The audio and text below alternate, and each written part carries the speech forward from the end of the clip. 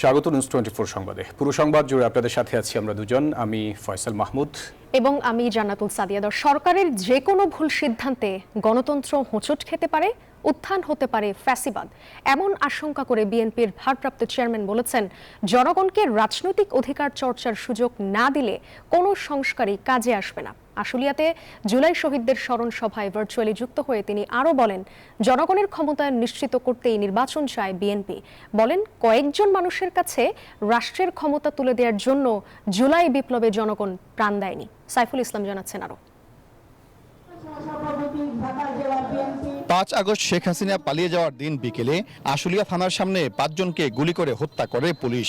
এছাড়াও একজন গুরুতর আহত হন। পরে ৫ জনের লাশ এবং আহত একজনকে পুলিশ ভ্যানে তুলে পেট্রোল ঢেলে আগুন দিয়ে পুড়িয়ে ফেলা হয়। সেই নারকীয় ঘটনার প্রতিবাদ ও হত্যাকারীদের বিচার দাবিতে আশুলিয়ার দারুল ইহসান মাদ্রাসা প্রাঙ্গণে এই সমাবেশের আয়োজন করে ঢাকা জেলা বিএনপি। এতে লন্ডন থেকে ভার্চুয়ালি যুক্ত হন বিএনপির ভারপ্রাপ্ত চেয়ারম্যান তারেক রহমান। অনুষ্ঠানের শুরুতে জুলাই শহীদদের রুহের মাগফিরাত কামনায় করা হয় বিশেষ মোনাজাত, পালন করা হয় 1 মিনিট নীরবতা। পরে শহীদ পরিবারকে সম্মাননা ও আর্থিক সহযোগিতা প্রদান করেন বিএনপি মহাসচিব মির্জা ফখরুল ইসলাম আলমগীর। অনুষ্ঠানে গণহত্যার দায়ে শেখ হাসিনা ও তার দোসরদের বিচার দাবি করেন শহীদ পরিবারের সদস্যরা।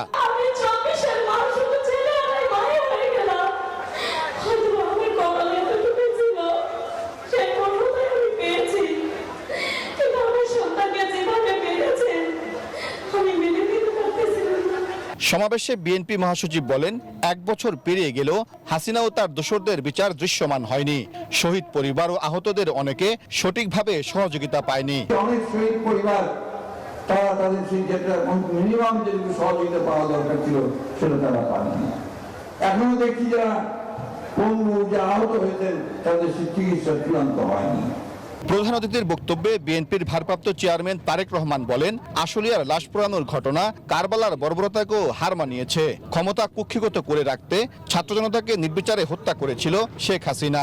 প্রতিটি নাগরিক যাতে নিজের কথা নিজেই বলতে পারে, সেটি নিশ্চিত করার স্বার্থেই দেশে একটি দায়িত্বশীল রাজনৈতিক দল হিসেবে বিএনপি বারবার একটি অবাধ, সুষ্ঠু এবং নিরপেক্ষ নির্বাচন অনুষ্ঠানের দাবিকে অগ্রাধিকার দেয়। চলমান রাজনৈতিক ইস্যুতে কথা বলেন তারেক রহমান। বলেন, ক্ষমতায় যেতে নয় বরং জনগণের রাজনৈতিক অধিকার প্রতিষ্ঠায় নির্বাচন চায় বিএনপি। সরকারের যে কোনো ভুল সিদ্ধান্তে দেশে গণতন্ত্র উত্তরণের যাত্রা পথকে সংকটে ফেলে দিতে পারে। দেশে ফ্যাসিবাদ, উগ্রবাদ, চরমপন্থা মাথাচাড়া দিয়ে উঠতে পারে। কাজেই এই ব্যাপারে আমাদের সকলকে, বিশেষ করে অন্তর্বর্তীকালীন সরকারকে অত্যন্ত সতর্ক থাকতে হবে, থাকা প্রয়োজন। অন্তর্বর্তী সরকারের একটি অংশ সরকারকে বিভ্রান্ত করছে বলে অভিযোগ করেন তারেক রহমান। সরকার কোনো ভুল সিদ্ধান্ত গ্রহণ করলে তার মাসুল জনগণকে দিতে হবে বলে মন্তব্য করেন তিনি। শহীদদের আকাঙ্ক্ষা বাস্তবায়নে একটি সুন্দর বাংলাদেশ বিনির্মাণে সবাইকে আহ্বান জানান তারেক রহমান। জুলাই শহীদদের স্মরণে আশুলিয়ার এই সমাবেশ থেকে বিএনপির ভারপ্রাপ্ত চেয়ারম্যান তারেক রহমান বললেন, ক্ষমতায় গেলে জুলাই অভ্যুত্থানের শহীদ ও আহতদের পরিবারের পাশে থাকবে দলটি। সেই সঙ্গে জুলাই গণহত্যায় যারা জড়িত ছিল তাদের প্রত্যেককে আইনের আওতায় এনে কঠোর শাস্তি নিশ্চিত করবে দলটি। সাইফুল ইসলাম, নিউজ 24, আশুলিয়া, ঢাকা। দেশের চলমান সকল সংকট সমাধানের একমাত্র পথ নির্বাচিত সরকার। এ বিষয়ে একমত রাজনৈতিক দল, অর্থনীতিবিদ সহ সুশীল সমাজের প্রতিনিধিরা। বিএনপি স্থায়ী কমিটির সদস্য ডক্টর মঈন খান বলছেন, নির্বাচনের তারিখ ঘোষণা হওয়া মাত্রই কমে আসবে নৈরাজ্য। অন্যদিকে সিপিডি ফেলো ডক্টর দেবপ্রিয় ভট্টাচার্যের মতে, সময় এসেছে অন্তর্বর্তীকালীন সরকারের বিদায় নেয়ার, এমনকি এসেছে সংস্কারের নামে সময় ক্ষেপণ করে সরকারের নির্বাচন পিছিয়ে দেওয়ার মতো অভিযোগ। ডেমোক্রেসি ডায়াস বাংলাদেশ সেমিনারের বিস্তারিত জানাচ্ছেন রিশাদ হাসান। বিগত 50 বছরে 26টি দেশে গঠিত হয় অন্তর্বর্তীকালীন সরকার। তার মধ্যে অর্থনীতি, সামাজিক সুরক্ষা, সংস্কার ও নির্বাচনের সফল দেশ মাত্র 16টি। দেশগুলোর উপর গবেষণা করে ডেমোক্রেসি ডায়াস বাংলাদেশ, যার প্রতিবেদন বলছে সফল সব অন্তর্বর্তীকালীন সরকারের মেয়াদ 3 সপ্তাহ থেকে 1 বছর অতিক্রম করেনি। বুধবার সকালে গণতান্ত্রিক উত্তরণ অন্তর্বর্তীকালীন সরকারের মেয়াদ ও সংখ্যানুপাতিক নির্বাচন বাংলাদেশ ও বিশ্ব প্রেক্ষিত নামক শীর্ষক এই সেমিনারে মূল প্রবন্ধ উপস্থাপন করেন ডেমোক্রেসি ডায়াসের চেয়ারম্যান অধ্যাপক doctor Abdullah Al Mamun. Democracy Dias Bangladesh রাজনৈতিক বিশ্লেষকদের মতে আর্থ-সামাজিক অবস্থার উন্নয়নের জন্য দরকার জনগণের নির্বাচিত সরকার। সময় সাপেক্ষে করে এটাকে অজুহাত হিসেবে দেখানো হচ্ছে যে যতদিন এই সংস্কার না হবে ততদিন নির্বাচনের কথা কেউ বলতে পারবেন না। যে নির্বাচন ব্যবস্থায় আমরা অভ্যস্ত সেভাবেই নির্বাচনটা করতে হবে, অন্যথায় এখানে একটা ঝুলন্ত পার্লামেন্ট হবে এবং কোয়ালিশন গভর্নমেন্ট করতে হবে। এই সরকারটা নিউট্রাল না, এই অন্তর্বর্তীকালীন সরকার নিউট্রাল সরকার না। আই রিপিট, তাদের একটা বিশেষ দলের প্রতি তাদের এক ধরনের নেক নজর আছে। চলমান নৈরাজ্য নিরসনে 5 আগস্টের মধ্যে ভোটের তারিখ ঘোষণার দাবি রাজনৈতিক নেতাদের। আমার দৃঢ় বিশ্বাস যে নির্বাচনের তারিখ ঘোষণার সঙ্গে সঙ্গে বাংলাদেশের সমাজ, বাংলাদেশের যে সার্বিক পরিস্থিতি সেটা একটা নিয়ম শৃঙ্খলার ভিতরে ফিরে আসবে। বাংলাদেশের পার্সপেক্টিভে আমি মনে করি আরো অনেক আগেই জনগণের সরকার করে ফেলা উচিত ছিল বা সেই পথে যাওয়া উচিত ছিল। 5 তারিখের ভেতরে পরিষ্কার অ্যানাউন্সমেন্ট আসবে এবং তারপর আমরা রাস্তাঘাটে সব জায়গায় দেখব পরিষ্কারভাবে সরকারের প্রত্যেকটা অফিস কাজ করছে। সেটা বাস্তবায়নের জন্য আমাদের শক্ত কর্মসূচির অ্যানাউন্সমেন্ট দিতে হবে। শুধুমাত্র একটি নির্বাচিত সরকারের গৃহীত পদক্ষেপই বদলে দিতে পারে দেশের অর্থনীতি বলছেন অর্থনীতিবিদরা। অন্তর্বর্তী সরকারের বিদায়ের সময় হয়েছে বলেও মনে করেন তারা। যে কোনো তত্ত্বাবধায়ক সরকার সর্বদা তার নিষ্ক্রমণ পদ্ধতি সম্বন্ধে চিন্তা করা উচিত। এই সরকারকেও সেটা করার সময় এসে গেছে। এক্সিট পলিসি চিন্তা করার সময় এসেছে। ইলেকশন এবার একটা ভালো ইলেকশনের দিকে যাওয়া উচিত, সবাই এটা অনুভব করতেছে। 2 মাস 1 মাস এটা ম্যাটার করে না, এই গুড ইলেকশন আমাদের দরকার। অনুষ্ঠানে সংখ্যানুপাতিক হারে নির্বাচন বাংলাদেশের ক্ষেত্রে বাস্তবসম্মত নয় বলেও মত বক্তাদের। এবং এইটা চর্চা করতে পারি তাহলে তো আমার। রিশাদ হাসান, নিউজ 24, ঢাকা। বিচার বিভাগের রাজনৈতিক সরকারের খানিকটা প্রভাব অস্বাভাবিক কিছু নয় বলে মন্তব্য করেছেন আইন উপদেষ্টা আসিফ নজরুল। বিকেলে রাজধানীর বিচার প্রশাসন প্রশিক্ষণ ইনস্টিটিউটে সরকারি অ্যাটর্নি সার্ভিস অধ্যাদেশ 2025 এর খসড়ার উপর মত বিনিময় সভায় এ মন্তব্য করেন তিনি। সরকারের পক্ষে এত সহজে সংস্কার আকাঙ্ক্ষাকে উপেক্ষা করা সম্ভব হবে না, কারণ এত কষ্ট, এত ত্যাগ কখনোই বাংলাদেশের মানুষ কোনো সংস্কারের জন্য বা রাষ্ট্র মেরামতের জন্য কখনো করে নাই। জুলাই সনদকে আইনি ভিত্তি দেওয়ার দাবি জানিয়েছে এনসিপি এবং জামায়াত ইসলামী। এনসিপি বলেছে অকার্যকর জুলাই সনদ নয়, বরং অল্প সময়ের মধ্যে বাস্তবায়নযোগ্য সনদ চায় তারা। জাতীয় ঐকমত্য কমিশনের 2য় দফার 22তম দিনের বৈঠকের বিরতিতে সাংবাদিকদের এই কথা জানান দলটির নেতারা। এনসিপির সদস্য সচিব আখতার হোসেন বলেছেন, জুলাই সনদকে আইনি ভিত্তি না দেয়া হলে এই সনদে স্বাক্ষর করার বিষয়টি পুনর্বিবেচনা করবেন তারা। কমিশনে আলোচনার প্রথম বিষয় ছিল সংসদে নারী প্রতিনিধিত্ব। জামায়াত জানিয়েছে 100টি সংরক্ষিত আসন নারীদের জন্য নির্ধারণের পক্ষে তারা। জামায়াত চায় পিআর পদ্ধতিতে নারী সংসদ সদস্যদের নির্বাচন হোক। এদিকে এনসিপির পক্ষ থেকে জানানো হয়েছে, আগামী 5 আগস্টের মধ্যে সরকার জুলাই ঘোষণাপত্র প্রণয়ন না করলে এনসিপি নিজ উদ্যোগেই এই ঘোষণাপত্র প্রণয়ন করবে। সরকার যদি জুলাই মাসের মধ্যে জুলাই ঘোষণাপত্র জারি না করেন তাহলে আমরা এনসিপির পক্ষ থেকে সকল শরিকদেরকে সাথে নিয়ে, ফেসিবাদ বিরোধী সকল পক্ষকে সাথে নিয়ে আমরা জুলাই ঘোষণাপত্র জারি করব। জুলাই ঘোষণাপত্র জুলাই মাসের মধ্যে সরকারকে প্রদান করতে হবে। আমরা পরিশ্রম করছি এটাকে ইমপ্লিমেন্ট করার জন্য। এখন কেউ কেউ প্রশ্ন উঠিয়েছে যে এই সরকারের পক্ষে আইনগত ভিত্তি দেওয়া সম্ভব কি না। আমরা বলেছি যদি সম্ভব হয় তাহলে করবেন, আর যদি অসম্ভব হয় তাহলে আমরা করবো কি করে। প্রয়োজনীয় সংস্কার শেষে জুলাই সনদ বাস্তবায়নের তাগিদ দিয়েছে এনসিপি। দেশ করতে জুলাই পদযাত্রার অংশ হিসেবে নরসিংদীর পৌরসভা মোড়ে পথসভায় এমন তাগিদ দেন এনসিপির শীর্ষ নেতারা। এর আগে নরসিংদী ক্লাবে শহীদ পরিবারের সাথে সাক্ষাৎ করে তাদের কথা শোনেন এবং সমবেদনা জানান তারা। পরে সন্ধ্যায় সাভারে পথসভা করার কথা রয়েছে দলটির। প্রতিনিধিদের তথ্য ও ছবিতে দেখুন ডেস্ক রিপোর্ট। বুধবার দুপুরে নরসিংদী ক্লাবে শহীদ পরিবারের সাথে মতবিনিময় করেন জাতীয় নাগরিক পার্টির কেন্দ্রীয় নেতারা। এ সময় শহীদ পরিবারের প্রতি সমবেদনা ও সার্বিক খোঁজ খবর নেন তারা। পরে বিকেলে নরসিংদী জেলখানা মোড় থেকে পদযাত্রা শুরু হয়ে পৌরসভা মোড়ে গিয়ে শেষ হয়। সেখানে পথসভায় যোগ দেন দলটির কেন্দ্রীয় নেতারা। এ সময় প্রয়োজনীয় সংস্কার শেষে জুলাই সনদ বাস্তবায়নের তাগিদ দেন তারা। এনসিপির অনুরোধে ৩ আগস্ট শহীদ মিনারের পরিবর্তে শাহবাগে ছাত্রদলের সমাবেশ করার সিদ্ধান্তে কৃতজ্ঞতা প্রকাশ করেন এনসিপির নেতারা। পরে দেশ গড়তে জুলাই পদযাত্রা অনুষ্ঠানের অংশ হিসেবে সাভারে পথসভায় যোগ দেওয়ার কথা রয়েছে দলটির কেন্দ্রীয় নেতাদের। Desk report, news 24। ঢাকা বিশ্ববিদ্যালয় কেন্দ্রীয় ছাত্র সংসদ ডাকসু নির্বাচনের তফসিল ঘোষণার পর উচ্ছ্বাস বিরাজ করছে পুরো ক্যাম্পাসে। ৬ বছর পর নির্বাচনের ঘোষণায় ক্যাম্পাসে এখন উৎসবের আমেজ। ডাকসু নির্বাচনের তফসিলকে স্বাগত জানালেও এ নিয়ে রয়েছে ছাত্র সংগঠনগুলোর মিশ্র প্রতিক্রিয়া। ক্যাম্পাসের নিরাপত্তা নিয়ে রয়েছে উদ্বেগ। বিশ্ববিদ্যালয়ের উপাচার্য এজন্য চেয়েছেন সকলের সহযোগিতা। ছাত্র জনতার অভ্যুত্থানের পর শিক্ষার্থী ও ছাত্র সংগঠনগুলোর দাবির পরিপ্রেক্ষিতে সিদ্ধান্ত আসে ডাকসু নির্বাচনের। ৯ সেপ্টেম্বর ভোটের দিন নির্ধারণ করে মঙ্গলবার তফসিল ঘোষণা করেন প্রধান রিটার্নিং কর্মকর্তা। এর মাধ্যমে শুরু হয় ডাকসু নির্বাচনের আনুষ্ঠানিকতা। ৯ সেপ্টেম্বর ২০২৫ মঙ্গলবার ৬ বছরের বিরতিতে ডাকসু নির্বাচনের ঘোষণায় উচ্ছ্বসিত সাধারণ শিক্ষার্থীরা। উৎসবমুখর পরিবেশ বিরাজ করছে পুরো ক্যাম্পাসে। ইতোমধ্যে নির্বাচন ঘিরে প্রস্তুতি শুরু করেছে বিভিন্ন ছাত্র সংগঠন, তবে কারো কারো রয়েছে এ নিয়ে ভিন্ন প্রতিক্রিয়াও। আমরা ৯ তারিখে যে নির্বাচন হতে যাচ্ছে তাকে স্বাগত জানাই, কিন্তু যে গঠনতন্ত্রের উপর দিয়ে এই নির্বাচনটা হতে যাচ্ছে সেটা কিন্তু এখনো অগণতান্ত্রিক রয়ে গেছে। ডাকসুকে বানচাল করার জন্য ককটেল বিস্ফোরণ করা হয়েছে, প্রতিতরা লীগ মিছিল করে গেছে এবং ভিতরে বাইরে বিভিন্ন জায়গা থেকে বিভিন্ন ধরনের অপতৎপরতা হয়েছে। সব প্রতিবন্ধকতাকে মারিয়ে আমরা এই জায়গা পর্যন্ত আসতে পেরেছি। কিছু তো আশঙ্কা থাকবেই, কিন্তু তার মানে এটা না যে আমরা তার জন্য ডাকসু নির্বাচন বন্ধ করে রাখবো। আমরা চাই যে নির্বাচনের পরিবেশটা যেন ফ্রি, ফেয়ার অ্যান্ড পার্টিসিপেটরি থাকে, সবাই যাতে অংশগ্রহণ করতে পারে, সবাই যাতে স্বাচ্ছন্দ্যে ভোট দিতে পারে।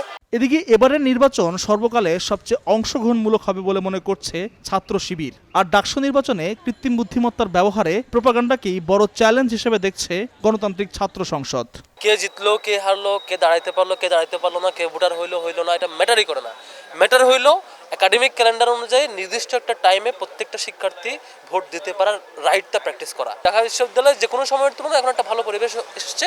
আমরা এটাকে আরও কিভাবে ম্যাক্সিমাইজ করা যায় সেই চেষ্টাটা আমরা করতে পারি। এখানে চ্যালেঞ্জ হচ্ছে প্রোপাগান্ডা। এখানে খুব বাজেভাবে আমরা দেখেছি অভ্যুত্থান পরবর্তী সময়ে পলিটিক্যাল কমিউনিটিগুলো হচ্ছে প্রোপাগান্ডা ছড়ায়, বিশেষ করে ওই কিছু সংগঠন ছড়া বট আইডি পালে আর কি, সোজা কথা যেটা, এর বট আইডি, বট পেজ দিয়ে বিভিন্ন রিউমার, মিথ্যা এগুলো ছড়ায়। অপরদিকে জাতীয়তাবাদী ছাত্রদল তফসিলকে স্বাগত জানালেও ক্যাম্পাসের নিরাপত্তা নিয়ে অভিযোগ করছে সংগঠনটি। যারা ৩ তারিখ এবং ৪ তারিখ ঢাকা বিশ্ববিদ্যালয়ে খুনি হাসিনার পক্ষে লড়াই করে গেছে, আসলে তাদের এখন পর্যন্ত বিচার প্রক্রিয়া শুরু হয়নি এবং কোনো ইতিবাচক পদক্ষেপ বিশ্ববিদ্যালয়ে আমরা দেখিনি। এই পরিবেশে ঢাকা বিশ্ববিদ্যালয়ের মতো জায়গায় এখন ডাকসু নির্বাচনের পরিস্থিতি আছে কিনা সেই বিষয়ে আসলে সন্দিহান। এই নিরাপত্তার সংখ্যা কাটিয়ে উঠতে হলে ঢাকা বিশ্ববিদ্যালয় প্রশাসনকে অবশ্যই ফ্যাসিবাদের যারা দোষর আছে তাদেরকে বিচারের আওতায় আনতে হবে, নতুবা এটা এই ডাকসু নির্বাচন অনুষ্ঠিত হওয়ার ক্ষেত্রে একটি অন্তরায় হয়ে দাঁড়াবে। আমরা ডাকসু চাই, তবে হচ্ছে কথা আমরা ডাকসুর আগে সবসময় আমরা জানিয়েছিলাম যে হচ্ছে কথা যারা সন্ত্রাসী ছিল তাদেরকে বিচারের আওতা নিয়ে আসো।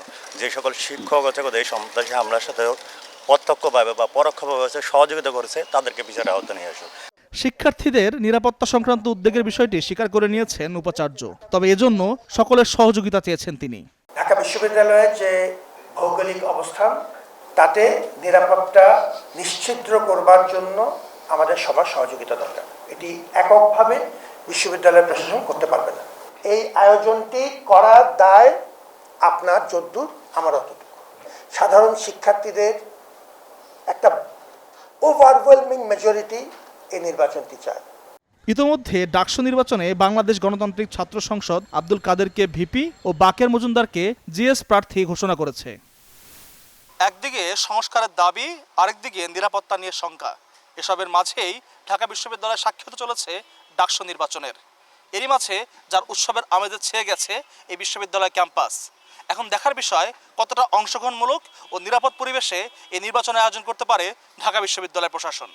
আল মোহাম্মদুল খান, নিউজ 24, ঢাকা। ৩৯টি আসনে সীমানা পুনর্নির্ধারণের চূড়ান্ত খসড়া অনুমোদন করেছে ইসি। গাজীপুরে বাড়ছে একটি আসন আর একটি আসন কমবে বাগেরহাটে। যে কোনো সময় প্রকাশ হবে গেজেট। এসব জানিয়ে নির্বাচন কমিশনার মোহাম্মদ আনোয়ারুল ইসলাম বলেন, 10 আগস্ট পর্যন্ত আপত্তি গ্রহণের পরই হবে শুনানি। জাতীয় নির্বাচনকে সামনে রেখে আইন বিধি পরিবর্তন সহ সব প্রস্তুতি গুছিয়ে আনছে নির্বাচন কমিশন। সবশেষ 300 সংসদীয় আসনের সীমানা পুনর্নির্ধারণে বিশেষায়িত কমিটির প্রতিবেদনও চূড়ান্ত হয়। কারিগরি কমিটি 42টি আসনে পরিবর্তনের আবেদন করে, যার মধ্যে 39টির অনুমোদন দেয় কমিশন। বুধবার আগারগাঁওয়ে নির্বাচন কমিশন সচিবালয়ে এসব কথা জানান নির্বাচন কমিশনার মোহাম্মদ আনোয়ারুল ইসলাম সরকার। মোট 14টি জেলায় পরিবর্তন আসতে যাচ্ছে বলেও জানান তিনি। তাদের প্রস্তাব হচ্ছে যে বাগেরহাট একটি আসন কমবে, গাজীপুরে জনসংখ্যা এবং ভোটারের সংখ্যার ভিত্তিতে একটি আসন বৃদ্ধি পাবে। আগামী 10 আগস্ট পর্যন্ত আপত্তি গ্রহণ করা হবে, এরপর হবে শুনানি। ইসি জানায় 250 জেলার বিষয়ে কোনো আবেদন না থাকায় পরিবর্তন হয়নি। 10 আগস্ট পর্যন্ত কি বলে যে কোনো ভুল ত্রুটি থাকতে পারে, কোনো কি বলে যে সংযোজন বিয়োজন আপত্তি থাকতে পারে। সেই আপত্তিগুলো আমাদের যে ডিলিমিটেশন আইন 2021-এর 6-এর 3 এবং 4 উপধারা অনুযায়ী আমরা আপত্তিগুলো নিব।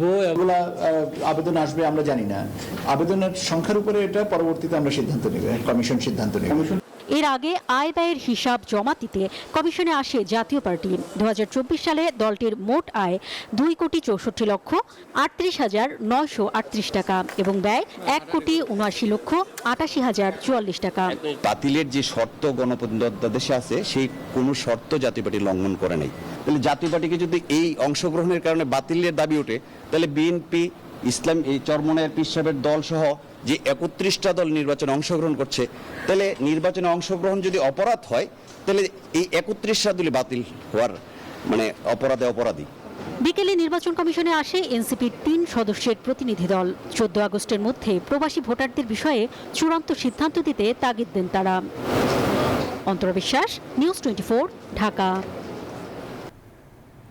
গুলশানে সাবেক এমপির বাসায় চাঁদাবাজির ঘটনায় গ্রেপ্তার রিয়াদের বাসা থেকে 2,25,00,000 টাকার চেক উদ্ধার করেছে পুলিশ।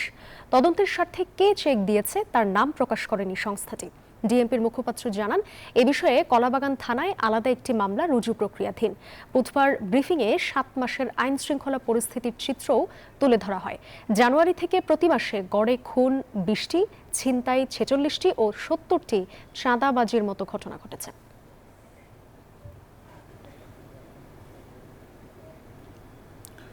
রংপুরের গঙ্গাচড়ার ঘটনার সাথে জড়িত সবাইকে আইনের আওতায় আনা হবে, কাউকে ছাড় নয়, এমনটি মন্তব্য সরকারের 2 উপদেষ্টার। ধর্ম উপদেষ্টা বলেন, আইন নিজেদের হাতে তুলে নেওয়া অপরাধ। আর স্বরাষ্ট্র উপদেষ্টা জানিয়েছেন, 5 আগস্ট ঘিরে দেশে নিরাপত্তার হুমকি নেই, তবে পরিস্থিতি বিবেচনায় 8 আগস্ট পর্যন্ত বিশেষ অভিযান পরিচালনা করা হবে। ধর্ম নিয়ে কটূক্তির অভিযোগের রেশ ধরে রংপুরের গঙ্গাচড়া হিন্দু পল্লীতে হামলা, ভাঙচুর, লুটপাটের 3 দিন পরও আতঙ্ক কাটছে না এলাকায়। এ বিষয়ে সচিবালয়ে কথা বলেন 2 উপদেষ্টা। ধর্ম উপদেষ্টা বলেন, ধর্মকে কটাক্ষ করে সামাজিক যোগাযোগ মাধ্যমে লেখা ফ্যাশন হয়ে গিয়েছে, তবে এর উপর ভিত্তি করে আইন নিজের হাতে তুলে নেওয়াও অপরাধ। গঙ্গাচড়ার ঘটনায় কাউকে ছাড় দেওয়া হবে না, এমন মন্তব্য স্বরাষ্ট্র উপদেষ্টার। এটা পুরো বাংলাদেশের না, এটা ডিএমপির একটা অভিযান। এটা ডিএমপির কাছে জিজ্ঞেস করলে আপনারা ডিটেলস জানতে পারবেন। বিভিন্ন সময়ে বিভিন্ন প্রয়োজনে বিভিন্নটা করা হবে। যেমন ধরেন এখন আপনারা এই ইনফরমেশনের জন্য আমরা তাড়াতাড়ি ধরছেন, ওটা কখনো দরকার হয়েছে দেখে ধরছে। গঙ্গাচড়ার ব্যাপারে যিনি কটূক্তি করেছেন, ওনাকে আইনশৃঙ্খলা বাহিনী ওনাকে গ্রেপ্তার করেছে। এর প্রতিক্রিয়া হিসেবে যে সনাতন ধর্মের সদস্যদের উপর যে হামলা, এটা তো আইন হাতে নেওয়ার মতোই, আমরা এটা চাচ্ছি না। এবং আইনশৃঙ্খলা রক্ষাকারী বাহিনীর পক্ষ থেকে বলা হয়েছে, কেউ যদি স্পেসিফিকলি মামলা করেন, ওনারা তখন কারা হামলাকারী তাদেরকে চিহ্নিত করবেন। 29 জুলাই থেকে 8 আগস্ট পর্যন্ত সারা দেশে আইন শৃঙ্খলা বাহিনীর বিশেষ অভিযান চলবে। মঙ্গলবার পুলিশের বিশেষ শাখা থেকে এমন একটি চিঠি ইস্যু হয়। এই সিদ্ধান্তের বিষয়ে স্বরাষ্ট্র উপদেষ্টা বলেন, বিশেষ পরিস্থিতিতে বিশেষ সিদ্ধান্তের প্রয়োজন হয়, তবে 5 আগস্ট ঘিরে নিরাপত্তার হুমকি নেই, আশ্বস্ত করেন তিনি। না, 5 আগস্ট কোনো ধরনের কোনো নিরাপত্তার কোনো সমস্যা নেই, সব কিছু আল্লাহ দিলে ভালোভাবে। পৃথিবীর বিভিন্ন দেশে বাংলাদেশিদের জন্য ভিসা জটিলতা হচ্ছে, কমিয়ে দেওয়া হয়েছে অন অ্যারাইভাল ভিসাও। এমন তথ্য সঠিক নয় বলে মন্তব্য স্বরাষ্ট্র উপদেষ্টার। যেসব দেশের সাথে আমাদের অন অ্যারাইভালের চুক্তি আছে তাদের ক্ষেত্রে আমরা অন অ্যারাইভাল ভিসা দিচ্ছি। শানাজি ইয়াসমিন, নিউজ 24, ঢাকা। কাল ঘোষণা হতে যাচ্ছে চলতি অর্থ বছরের প্রথম মুদ্রানীতি। রাজনৈতিক অস্থিরতা ও অর্থনীতির নানা চ্যালেঞ্জ মাথায় রেখে এবারও সংকোচনমূলক মুদ্রানীতি দিতে যাচ্ছে কেন্দ্রীয় ব্যাংক। তবে এতে বিনিয়োগ ও কর্মসংস্থান বাধাগ্রস্ত হতে পারে বলে মনে করছেন অর্থনীতিবিদ ও ব্যবসায়ীরা। মূল্যস্ফীতি নিয়ন্ত্রণ ও কাঙ্ক্ষিত প্রবৃদ্ধির মধ্যে ভারসাম্য রাখতে 1 বছরে 2 দফায় মুদ্রানীতি প্রণয়ন করে কেন্দ্রীয় ব্যাংক। এর মাধ্যমে তুলে ধরা হয় অভ্যন্তরীণ ঋণ, মুদ্রা সরবরাহ, বৈদেশিক ও অভ্যন্তরীণ সম্পদের পরিমাণ নির্ধারণের রূপরেখা। বৃহস্পতিবার বিকেল 3টায় জুলাই-ডিসেম্বর সময়ের জন্য মুদ্রানীতি ঘোষণা করবেন গভর্নর আহসান এস মনসুর। জানা গেছে, জাতীয় নির্বাচন ও মূল্যস্ফীতি 7% নিচে না নামা পর্যন্ত সুদহার অপরিবর্তিত রাখার পক্ষেই অবস্থান নিতে যাচ্ছে বাংলাদেশ ব্যাংক, যেখানে নীতি সুদহার ও বেসরকারি খাতে ঋণ প্রবাহ আগের মতোই অপরিবর্তিত রাখা হচ্ছে। বাংলাদেশ ব্যাংকের জন্য আমার মতে তারা অগ্রাধিকার দিচ্ছেন হলো মূল্যস্ফীতি নিয়ন্ত্রণকে, যতটা না প্রবৃদ্ধিকে। কারণ প্রবৃদ্ধিকে আবার যদি অগ্রাধিকার দিতে হয় তাহলে কিন্তু আমাদের cost of doing business, cost of capital বিশেষ করে আমাদের কমাতে হবে। তো সেটা কমাতে গেলে আবার আমাদের পলিসি রেটটা কমাতে হয়। তো বাংলাদেশ ব্যাংক এই দুটোর মধ্যে আমার মনে হয় যে এই মুদ্রানীতিতেও তারা মূল্যস্ফীতি নিয়ন্ত্রণকেই বেশি তারা গুরুত্ব দেবে। রাজনৈতিক অনিশ্চয়তার কারণে বিনিয়োগে আগ্রহ নেই বিনিয়োগকারী ও ব্যবসায়ীদের। হিসেব বলছে, গত 6 মাসে আমদানি ঋণপত্র খোলার হার গত 52 মাসের মধ্যে সর্বনিম্ন। তলানিতে বেসরকারি খাতে ঋণ প্রবাহ।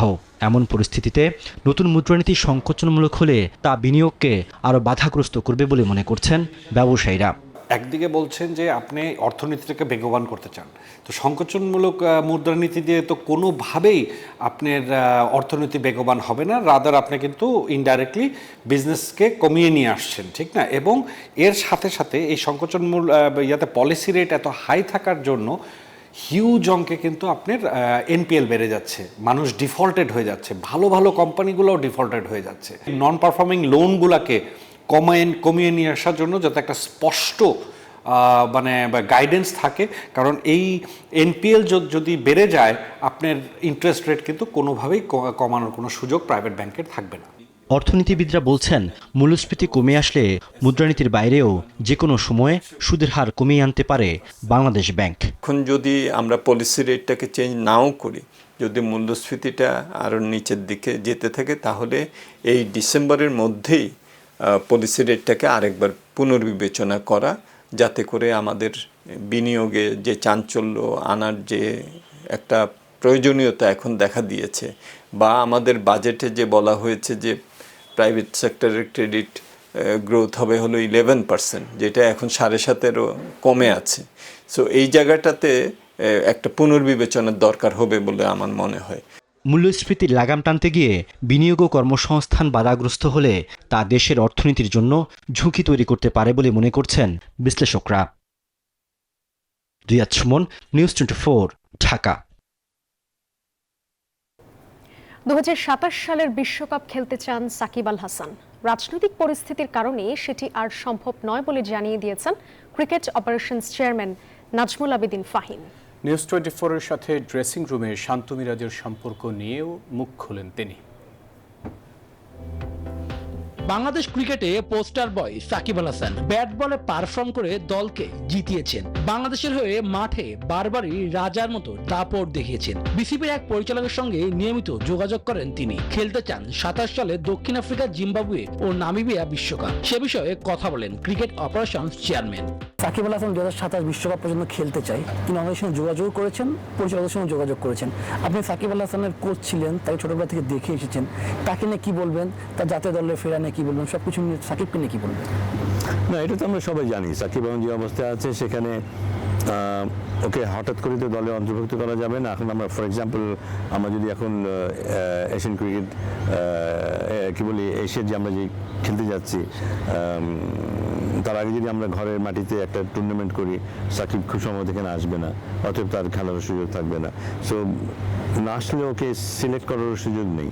ব্যাপারটা হচ্ছে বাংলাদেশ ক্রিকেট। বাংলাদেশ ক্রিকেটে আমরা শুধু ওকে বাইরেই খেলাবো, ঘরে খেলবে না, তাহলে কিন্তু এটা তো যেটা হবে যে আমরা তো একটা দল গড়ার চেষ্টা করি, থাকতে হবে। তো একটা দলে এইখানে যখন খেলা হবে তখন সাকিব থাকবে না, বাইরে যখন খেলা হবে এখানে যে খেলাটা খেলছে সে আবার খেলার সুযোগ পাবে না, তখন সাকিব দলে খেলবে।